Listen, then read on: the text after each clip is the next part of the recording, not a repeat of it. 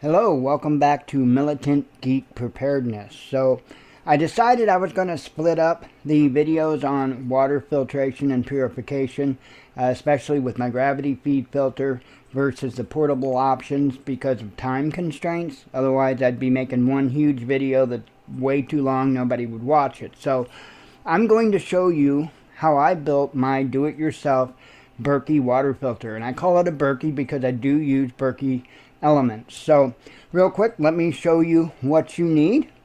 First off, you're going to need 2 buckets, 2 5-gallon buckets. They don't have to be blue, whatever color you like. I just chose blue because of water. And then 2 lids. You're going to want 2 lids. Now, depending on the size of your household, there's only 2 adults here, so we use 2 filters. However, if you have more people in the home, you might want to even consider using 4 filters. So I do, as I said, I do use the Berkey elements. This is the carbon filter from Berkey. This here is the, this will pull out the heavy metals and the fluoride and other stuff that the carbon filter won't pull out. So technically, I have a total of 4 filters, except they do different things. So, and you're going to need a spigot. I recommend a Tomlinson spigot. This is taken apart. I'm going to show you that in a little bit. Now, I'll put a link to all these different items down in the description and the video and in the Facebook post, so you've got it both places. And you're going to need a little bit of electrical tape and a little bit of pipe tape. So, the first thing you want to do is get some holes drilled. Now, before we get started, I'm going to show you something that I'm not going to really go over with you on how to do. You can choose to do it yourself if you want. But you'll notice that I have sight tubes here. And you don't have to do that. I just did that as kind of an extra thing. It does make it really handy to be able to see how much water is in both the top container and in the bottom container. So you don't have to do that. I was building this on a budget, so I used plastic 90s when I built this.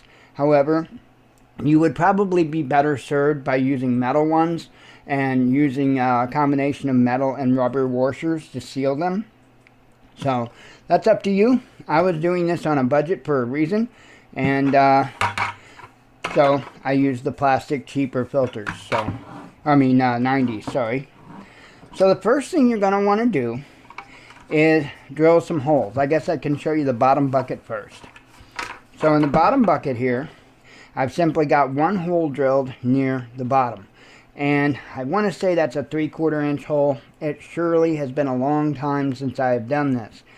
I will say right up front that if somebody wants one of these but either doesn't have the tools or they're not mechanically inclined or whatever the case may be, if you're local, you're more than welcome to contact me, and I can help get you squared away. So that's your first step. You're going to take 1 bucket and you're just simply going to put, I believe again, it's a 3/4 inch hole in the bottom, near the bottom, not the very bottom. You want to come up just a little bit from the bottom so you've got room for your nut and your washers and stuff like that on the spigot. So that's 1 bucket.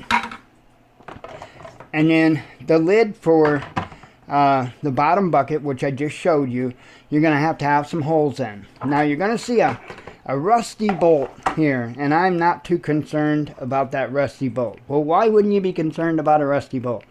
If you see what these filters look like when I pull them out to clean them, you would understand why that little rusty bolt is not of a concern of mine. The reason why it's there is I initially was going to be putting a tube that went up to the top of the bucket, and it was going to have an automatic bleeder on it, and that was to allow air to escape the bottom bucket out into the atmosphere.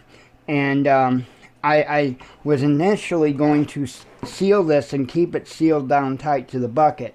However, I never did get that part installed, and I actually don't clamp this down to the bottom bucket, so it just sets on top, and that works perfectly fine.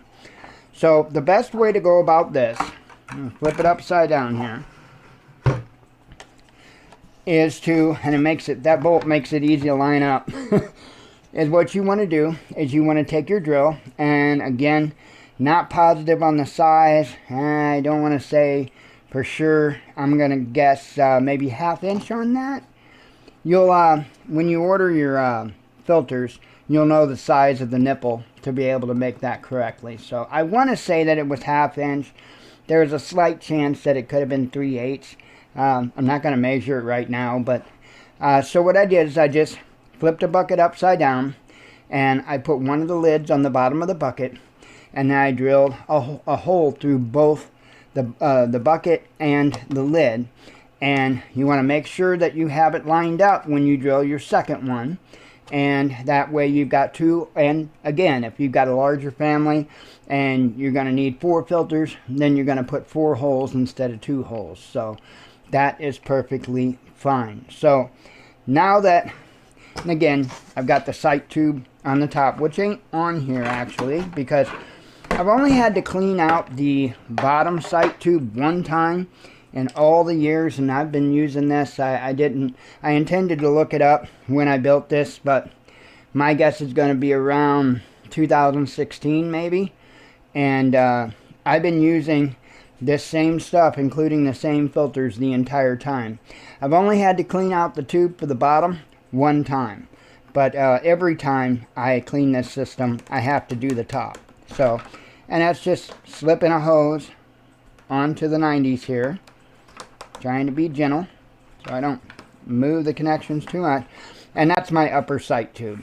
So pretty simple, but other than that, all you have to do to prep your top bucket is have your 2 or 4 holes in there, of course, through the lid, and that way you can get the nipple of the water filter through the holes. So let me go ahead and get started on the next step. Okay, the first thing I'm going to do in this step, I'm going to go ahead and install my Tomlinson spigot into the bottom here. And like I said, my spigot is taken apart. Let me set that out of the way because I clean it as well. And it's really simple. You just unscrew this to pull it apart and then clean it out. And then you simply screw that back on like that. Not a problem at all.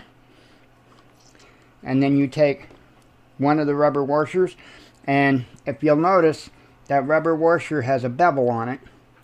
So you want the bevel going towards the bucket. So you put one side on just like that.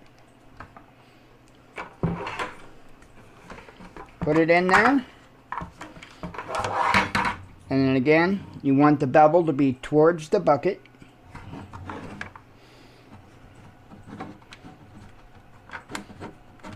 And they can be a little bit fun to get on. Sometimes you can push, other times you got to twist a little bit, sometimes you got to do a little of both. And you just get it all the way up on there that you can. That'll make it easier when you put your nut on.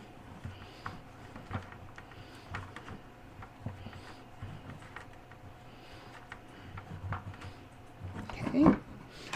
And here is the nut that came with the spigot. Oops. And there are 2 sides. You'll probably be able to see on the camera that there's a little plateau there on that side. That side does not have the plateau. You want to put the side with the plateau towards the bucket. Actually towards the rubber washer. So, see how many times I can drop it. I got it started now. And what I typically do, once I get it so tight, it's much easier just to hold that nut with your fingers and then turn the spigot. So that's good and tight. Looks like it's pretty straight. Good to go there. And we can continue on with the next step, which is installing the filters into the top bucket. Okay, we're going to install the filters into the top bucket. And you notice I have electrical tape and I have pipe tape here. So what I'm going to do with the electrical tape is I'm going to get out my trusty Leatherman here.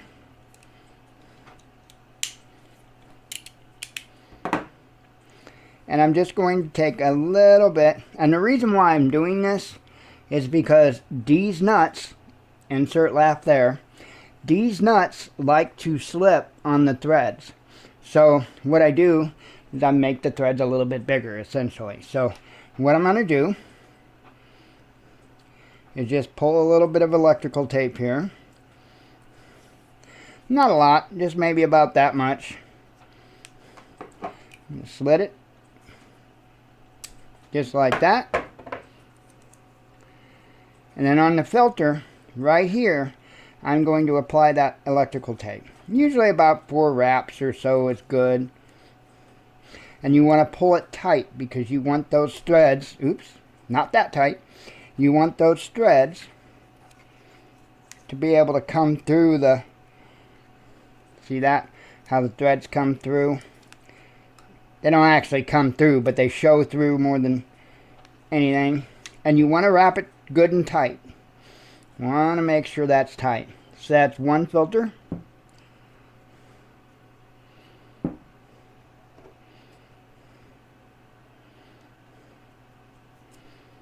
Got me a little more tape here. Cut it. Wrap it around this filter.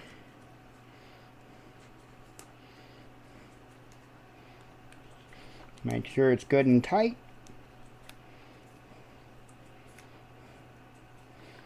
And that helps prevent those nuts from slipping when you tighten them up, because you do need to tighten them relatively tight. I'm going to go ahead and trim that off there.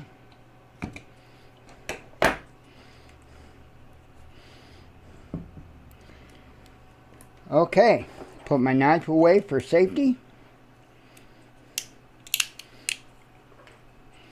And put it back in the pouch so we know where it's at.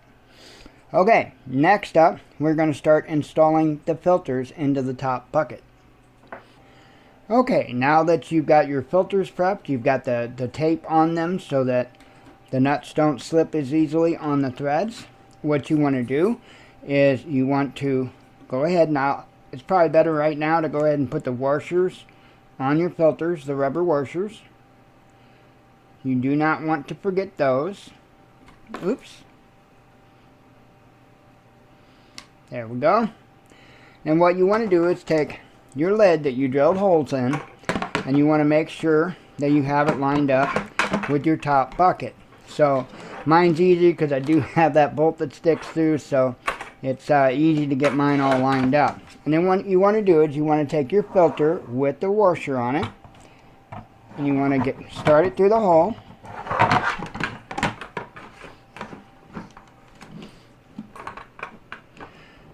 And then you want to take your nut, not your nut, but the filter's nut. Let's keep this PG, folks. And you want to go ahead and put it on there. Now be careful, because you don't want to go too crazy, because you can break the nipples off the filter. Like I said earlier, that's what happened to the Aqua Crest filters I had. And believe me, I wasn't tightening it too tight. It wasn't nowhere near too tight, and it still broke. So we've got that one in. Let's go ahead and get our other one in.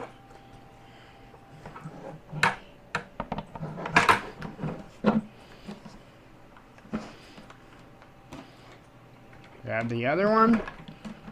Get it in there and tight.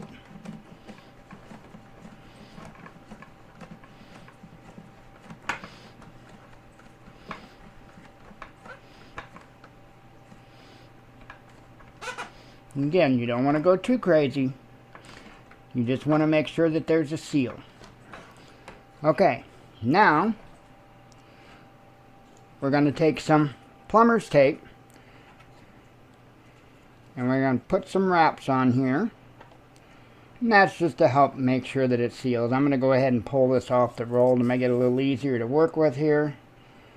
Plumber's tape is always fun to use. It loves to get stringy on you and play games. Be careful not to let any broken strings get down into the filter, because that would not be good. In fact, I'm going to start on that side since it's a little more messed up. And again, I'm not a plumber, not even on the internet, so they can probably tell you much better ways to work with this stuff than I can.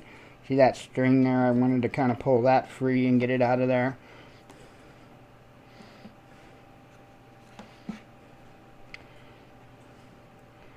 And you get your pipe tape on your threads. Can be a little tricky to work with. That's okay. And if it gets a little bunched up, it's not going to be the end of the world. The important part is to have enough on it and to make sure, like that string you see flying off of it. I'm going to go ahead and stop there. And of course, it would do that. Let me grab my other knife that's easier to get access to here. Put it back in my pocket for safety. Grab one of the heavy metal fluoride filters here. And again, you don't have to have the heavy metal fluoride filters. I won't do it without them myself because I like my brain.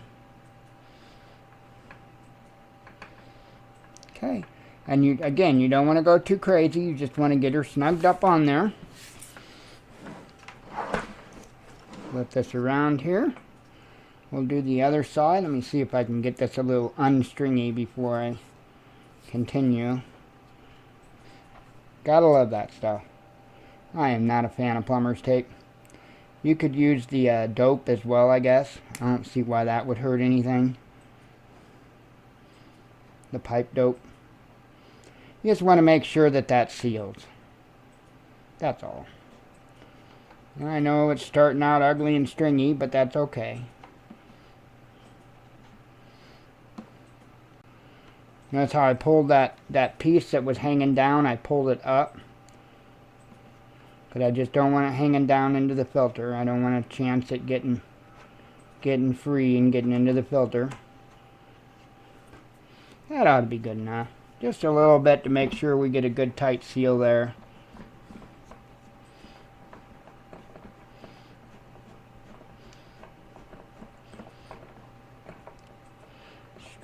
Snug it up.